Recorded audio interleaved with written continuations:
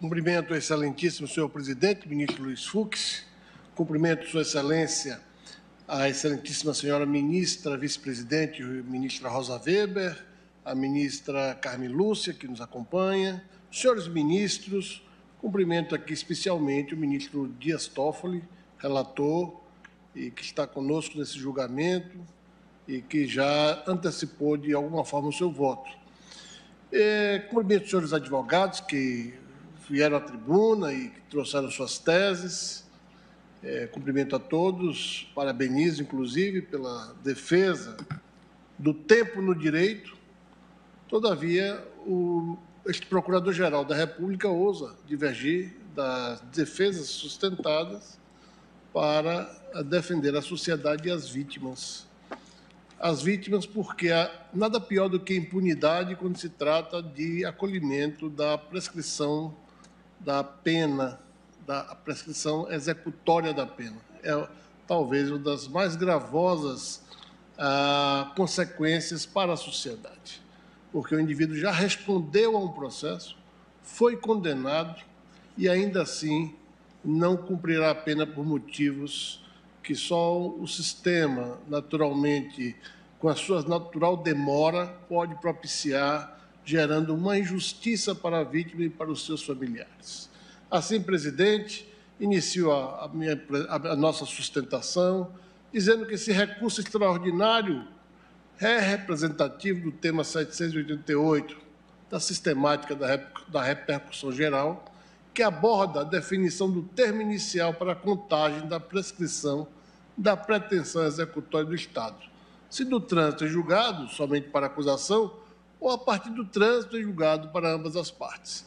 Trata-se de questão constitucional de grande relevo, com repercussão em inúmeros processos e no poder dever da persecutio criminis do Estado, cujo exercício prático quanto à ação penal é titularizado pelo Ministério Público.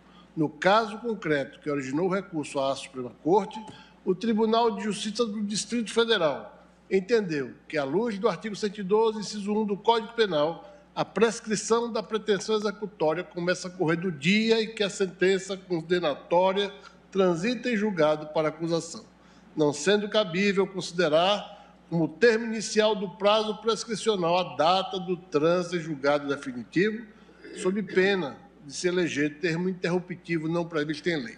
Esta foi a decisão que, ora aqui, nós impugnamos.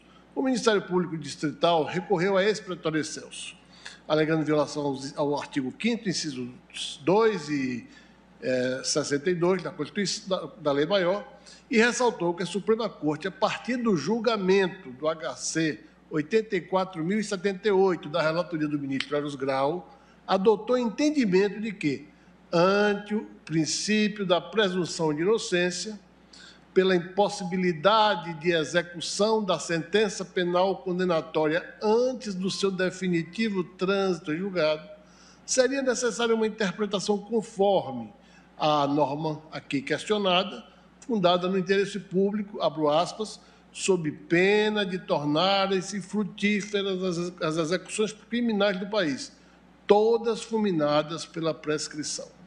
Na decisão que reconheceu a repercussão geral, o eminente ministro Dias Toffoli, ora relator, destacou que a jurisprudência da Corte tem oscilado quanto ao tema.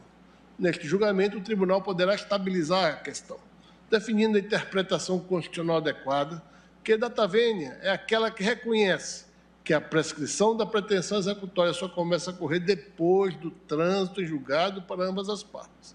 A norma impugnada estabelece que a prescrição, depois de transitar em julgado sentença final condenatória, começa a correr do dia em que transita em julgado a sentença condenatória para a acusação.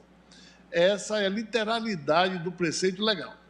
Entretanto, é preciso submeter o texto normativo a uma filtragem constitucional, considerando especialmente o entendimento adotado pelo Supremo Tribunal Federal sobre o alcance do artigo 5º, inciso 62 da Constituição, que consagra o princípio da não culpabilidade.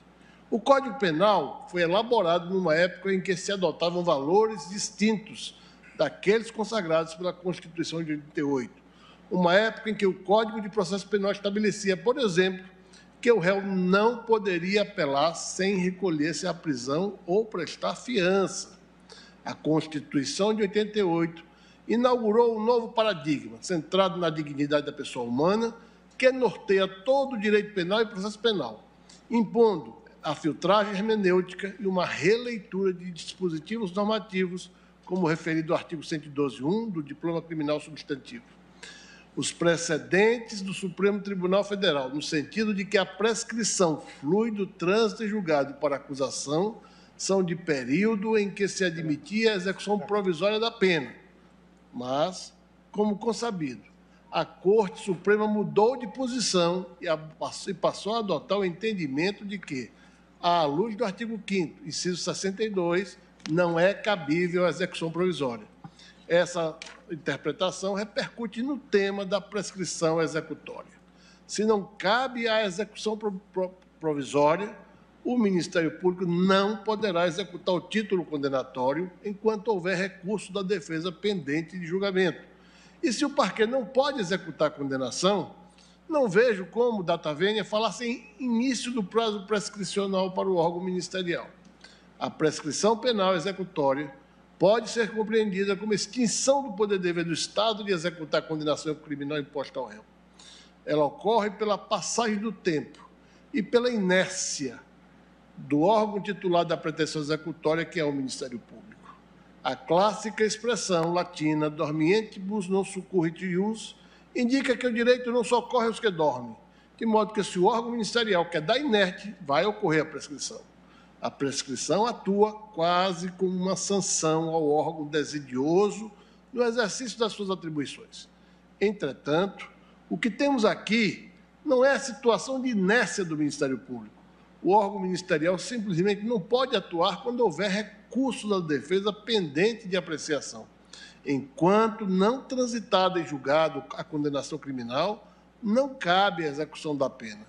Este é o entendimento que passou a prevalecer neste egrégio Tribunal Supremo quanto ao princípio da não culpabilidade. A prescrição da pretensão executória está atrelada ao poder de deflagrar a execução.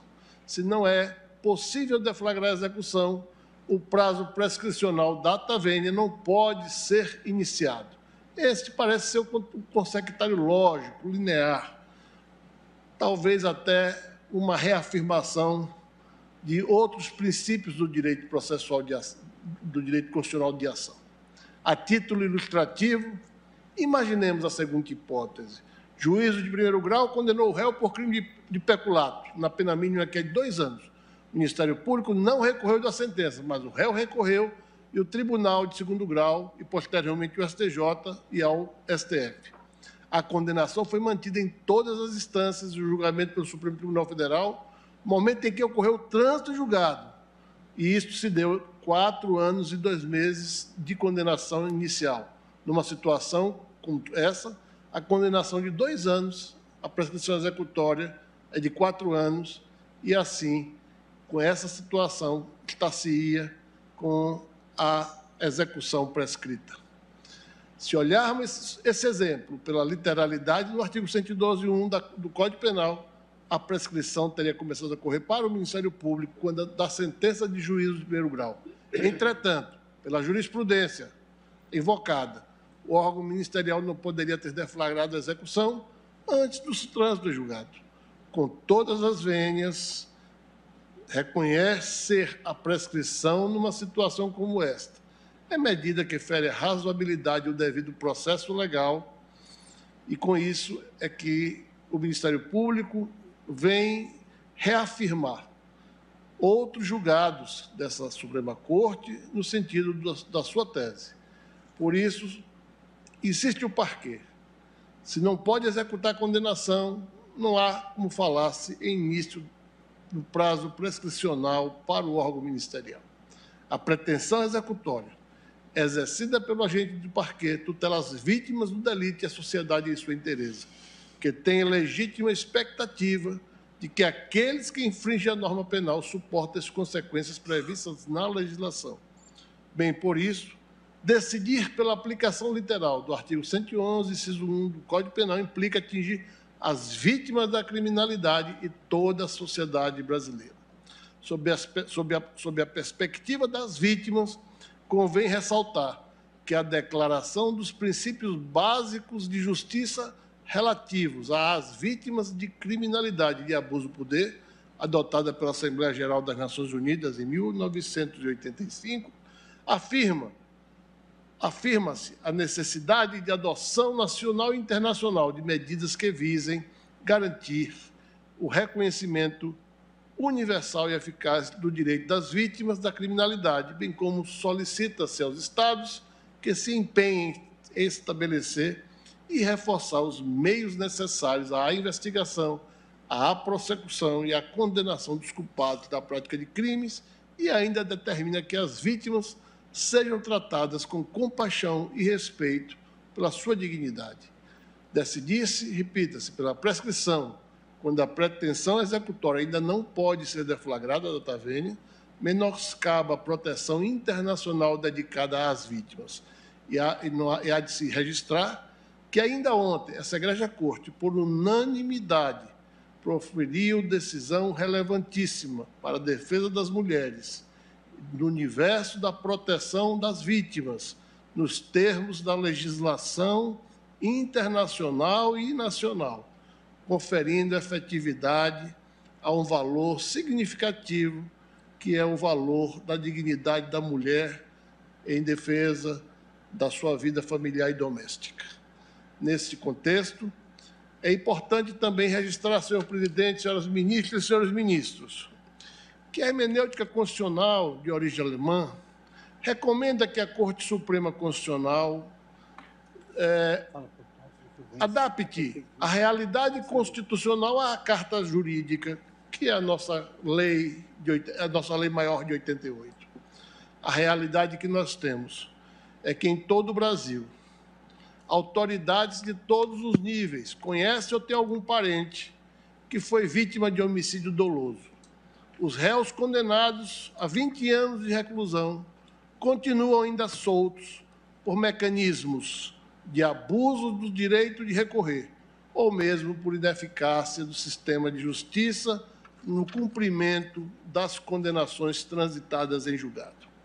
É em defesa dessas vítimas, dessas que não têm voz, é em defesa dos parentes dessas vítimas, que o Ministério Público, nesta sentada de julgamento, manifesta-se pelo provimento do recurso extraordinário para fins de repercussão geral, propõe a fixação da seguinte tese.